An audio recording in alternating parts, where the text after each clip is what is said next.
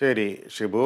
വയനാട്ടിൽ ആളെ കൊല്ലി കാട്ടാനയെ പിടികൂടാനുള്ള ദൗത്യം 3-ാം ദിനത്തിലെത്തി നിൽക്കുകയാണ്. അതേസമയം തന്നെ കർഷക സംഘടനകളുടെ മനസാക്ഷി ഹർത്താലും വയനാട്ടിൽ പുരോഗമിക്കുന്നു. വിവരങ്ങളാണ് CB ഷിബു നൽകിയത്. മൂന്നാർ ടൗണിൽ ഇന്നലെ രാത്രി കാട്ടാന ഇറങ്ങി. SBI ശാഖയ്ക്ക് സമീപമാണ് ആന എത്തിയത്. ബാങ്കിന് സമീപം നിർത്തിയിട്ടിരുന്ന കാർ കാട്ടാന തകർത്തു.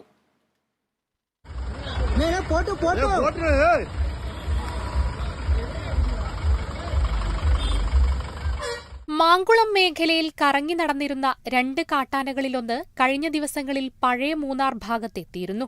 രാത്രികാലങ്ങളിൽ ജനവാസ മേഖലയിലെത്തിയിരുന്ന ആനയെ തൊഴിലാളികൾ കാടുകയറ്റി. ഇതിനിടെയാണ് രാത്രി 8:30ഓടെ ഒറ്റക്കൊമ്പുള്ള കാട്ടാന SBI മൂന്നാർ ശാഖയ്ക്ക് സമീപത്തെ പെട്ടിക്കടയ്ക്ക് പിൻഭാഗത്തെത്തിയത്. പട്ടി നിർത്താതെ കുരയ്ക്കുന്നത് ശ്രദ്ധയിൽപ്പെട്ട സഞ്ചാരികൾ തിരിഞ്ഞു നോക്കവെയാണ് കാട്ടാനയെ കണ്ടത്. இதோட അവിടെ നിന്ന് இவர் பயந்தோடி. டூரிஸ்ட் மேங்கலை ஏரியா உள்ள ஏரியா. யானை இப்போ வந்து டவுன் வரைக்கும் பக்கத்தில் வரைக்கும் வந்துட்டு போயிருச்சு. இங்கே வந்துட்டு இப்போ ஒரு காரை வேற அடித்து உடைச்சிட்டு அவர் வந்துட்டு ஒரு 10 நிமிஷத்துக்கு முன்னால் அந்த காரை நிப்பாட்டி விட்டு போனார். சப்போஸ் அந்த காரை நிப்பாட்டிட்டு இது போயிருந்தால் உயிர் நஷ்டங்களும் ஆயிருக்கக்கூடிய வாய்ப்புகளும் இருக்குது. இங்கே நின்று பார்த்துக்கிட்டு இருக்கும்போது திடீர்னு ஒரு 8:24 யானை பயங்கர சவுண்டோட மெயின் ஜங்ஷனுக்கு இறங்கி வந்துருச்சு.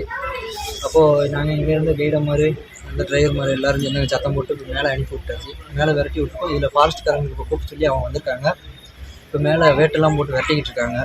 இந்த மாதிரி மூணார் டவுனுக்குள்ளே 8:30க்கு கெஸ்ட்டும் எல்லாம் ஆளுங்க பொதுவாளுங்க எல்லாருமே இங்கே டவுனில் சுற்றிட்டு இருக்க டைமில் இப்படி பொது டைமில் நைட்டு முன்னாடி வந்து நிற்கும் போது யாருக்கும் சேஃப் கிடையாது. ஃபஸ்ட்டு ബാങ്കിന് സമീപം നിർത്തിയിട്ടിരുന്ന കാർ ആന തല്ലി തകർത്തു.